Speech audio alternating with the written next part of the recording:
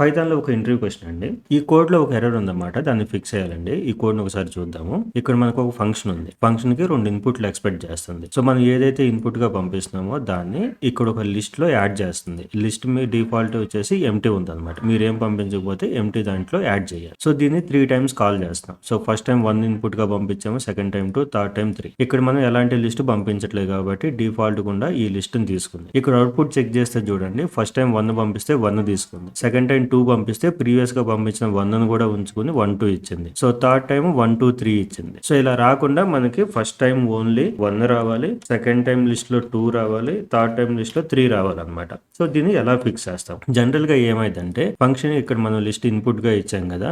So function create చేసేటప్పుడు మనం ఏదైతే డిఫాల్ట్ వాల్యూ ఇచ్చామో దాన్నే తీసుకుని ఉంచుకున్నది. సో అందుకే మనం ఎప్పుడు ఇలా చేయకూడదు. దీన్ని డిఫాల్ట్ వాల్యూ నన్ను తీసుకోవాలి. సో ఫంక్షన్ లోపలికి వచ్చిన తర్వాత ఈ ఆ లిస్ట్ అనేది నన్ను అయితే అప్పుడు మనం ఆ లిస్ట్ ని ఎంటీ తీసుకోవాలి. ఇప్పుడు రన్ చేద్దాం చూడండి. ఇదిగోండి 1 2 3. సో మన కంటెంట్ నచ్చితే వీడియోని తప్పకుండా లైక్ చేయండి. Thank you.